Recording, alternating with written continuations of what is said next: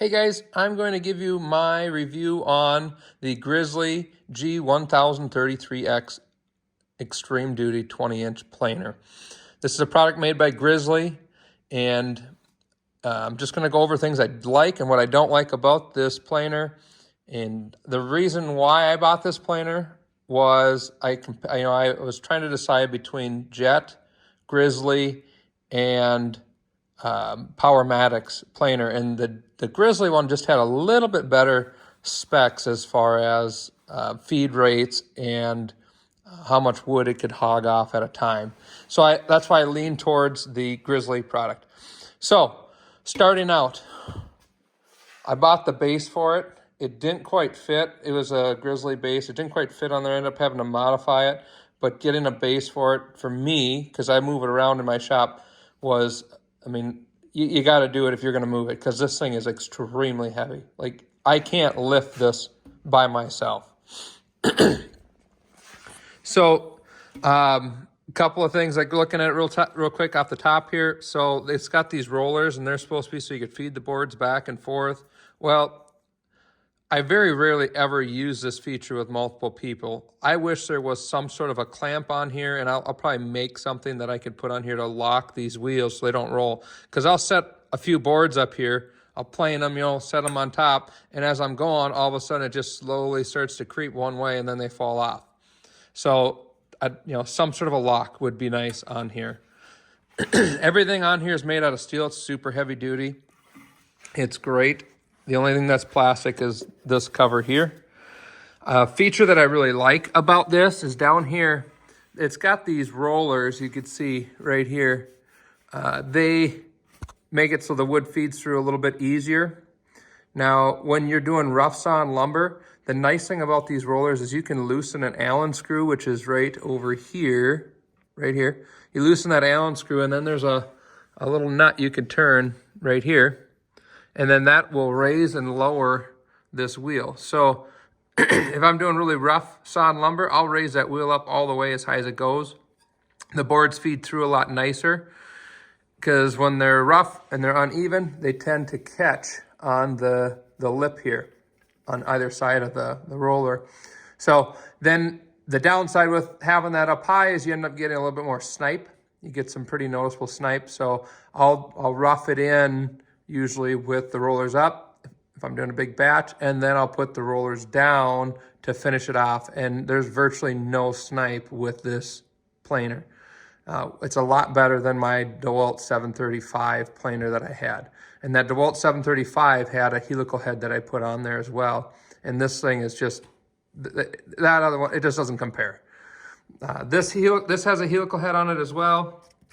And it does a phenomenal job planing the wood.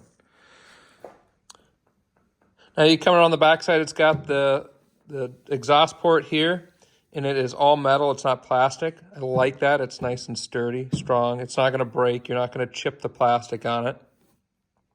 And it's got the 5-inch port on it too.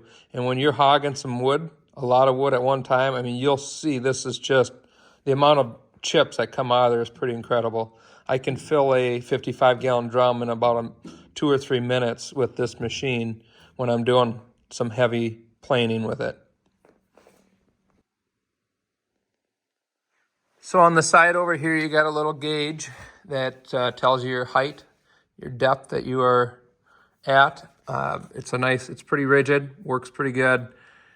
One of the things I really like about this planer is it spins really easy, and you can just, if you need to move and make up a lot of time real quick, you could just hit it and it goes quite a ways every time. So now I just dropped it down, probably 1.5 inches, 2 inches with just a couple flicks.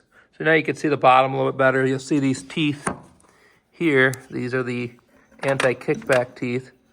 So they just fall down and they keep the board from coming back at you. And then you can see the feeder, which is this guy right here, is all metal. That kind of crimps down onto the wood and feeds it through. It's a corrugated, or not a corrugated, but a knurled piece of metal. So it's not rubber. It's going to grip a lot better and pull the board through. And I can't remember how many horse this guy is. I think it was a 3 horse, maybe it was a 5.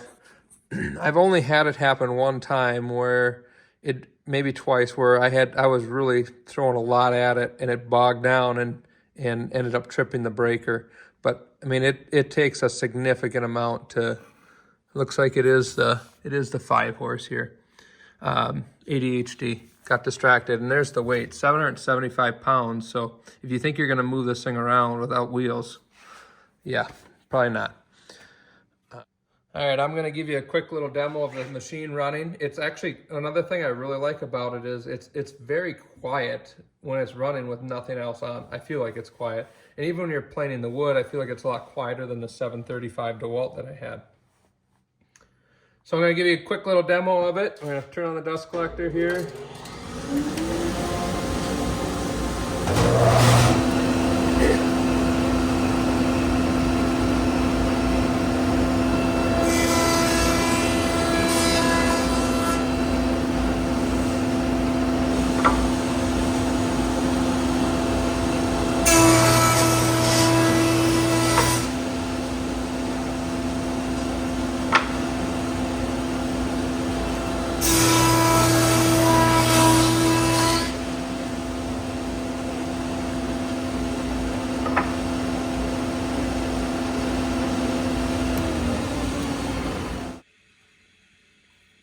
Here's a close-up of the board that I just put through there. As you can see, there's no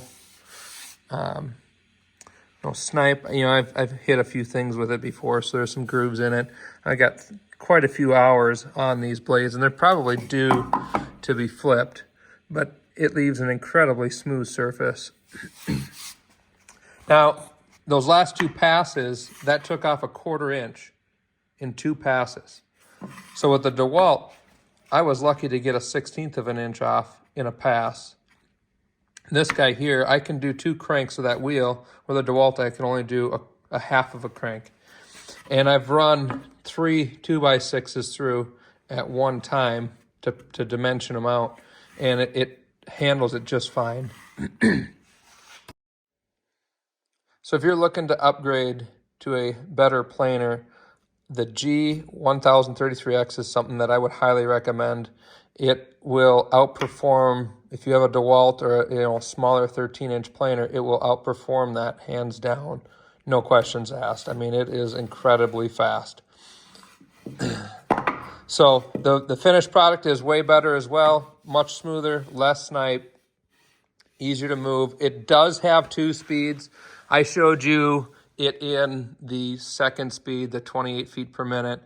It can drop down to 16 feet per minute, but frankly, I don't see a reason why you'd really want to use that.